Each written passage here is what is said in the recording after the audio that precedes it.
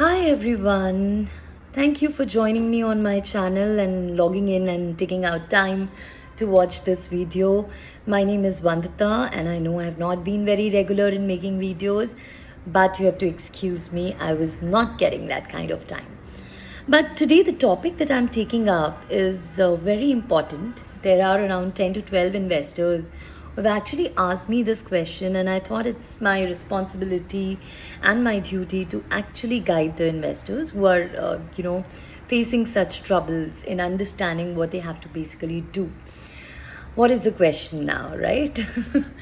So the question that they've asked me is it a good time to invest in stocks?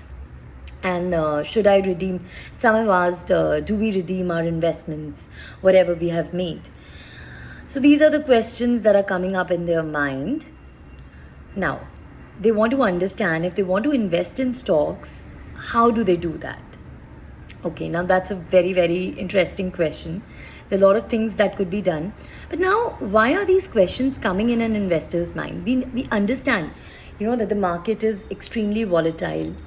One is not very sure what is going around and, what's happening and what's going to happen next with the global uncertainties in place, rising inflation, the indexation benefits, going away from the debt funds for people who wanted to invest after 1st of April. But if you understand why such regimes have, come in place, and why were certain actions done, and if you really plan your investments well, if you know where you are investing, then there is actually no problem and you can go around with any kind of volatility or turmoil. I have always emphasized on investments in baskets of assets, right? We know there are multiple asset classes. It's not only about equity. You have debt, you have gold, you have real estate, you have a lot of things. So why don't we really, as an investor, make it a point that we are investing in each and every asset class in order to diversify our portfolio? So my first recommendation to all the investors now is, if you have not thought about diversifying your portfolio, please do it right now, because that is, the need of the hour. Let me be very honest with you, right? Because if the equity market crashes, at least you have bonds to take care of you, right? If you're not sure, about the capital protection part, you have bank FDs. And if you have bank FDs, then this indexation benefits going away would not impact you that much, right? Because you could still invest over there. I understand the mindset, but we need to understand why certain laws have come in place, right? There has to be some reason behind it. But nevertheless, so the first thing of my first recommendation is, please diversify your portfolio if you haven't, right? And the other thing is, make sure that your investment is for long-term planning, right? And if it's a long-term planning, you need to accordingly divide into various asset classes, right? If it is for short-term or medium-term planning, then we have a different strategy altogether. But if it's long-term planning, then you need to know where you are investing, why you are investing, and you'll be safe. Now the question of how to invest in stocks, right? So see, I have always told you that there are multiple ratios to look into, but let me tell you and give you a very basic kind of gyan that you can actually follow, any layman can follow. Now, what do I mean by basic kind of gyan? So first important thing is, we as an investor forget about the free cash flows that the company has or does not. The company either is having it or isn't having it, right? But how many of us are actually looking into the free cash flow part of the company? No one. All we are looking up is into, earnings, market cap, and all these kind of things. But what about the free cash flow? Now, what is free cash flow?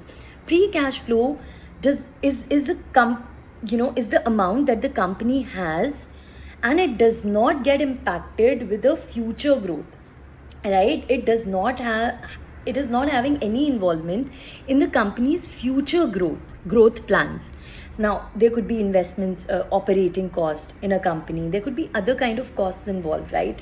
But this free cash flow would not be used here, right? So this is very important, how much free cash flow the company has, because that they can use for breaking the competition, and over there our share price can actually rise, right? So we need to understand that free cash flow plays a very important role. Now there are two kinds of companies, say company A and company B. Now company A has earnings of say 200 rupees and with a market cap of 200 cr. Company B has an earning of 100 rupees with a 500 cr market cap. What looks attractive to an investor? I would say, oh, this company is earning 200 rupees. So this company looks more attractive. Not always. This is what I'm trying to say. Maybe this 200 rupees that they're getting in their earnings, they're completely investing in company's growth, right? And they do not have any future, free cash flow with them. Zero free cash flow. On the other hand, this 100 rupee earning company with a 500 cr market cap, maybe they have entire 100 rupees as free cash flow. So what is an interesting proposition here? Company B. Okay, so this is what I've been emphasizing, that let's look into a very holistic thing. So don't forget the free cash flow part that the company has. So this is my second recommendation. First diversification, and then it is free cash flow aspect. Very, very important. Let's look at the third aspect now, operating leverage. Important parameter to look into whenever you're planning to buy a stock would be looking into operating leverage part of the company, right? What is the scope of operating leverage? Now, this is very important tool for diversifying your investments too, right? If you want to get into, say, hotel industry, if you want to buy some hotel stocks, then this is a very, very good parameter to look into. Why? Because, so operating leverage is when, the incremental sales, it turns into profit, right? So it's not impacting companies' costs too much. The cost of production is not getting hampered. When I say hotel industry, say if they want to sell a room, right? They don't have to create a room, right? If they have to do their selling, anyways it's there, it's existing. So if they come, it's a part of their profit, right? So incremental this operating leverage is a very, very good parameter to look into. That company is just using say 20% of its capacity, and the scope of leverage, operating leverage, that's getting expanded up to say 5x times and all. So it is something that you must consider. Operating leverage, that could be the next parameter after diversification and free cash flow. Looking into the next parameter, I believe that zero debt companies would be a big yes for me.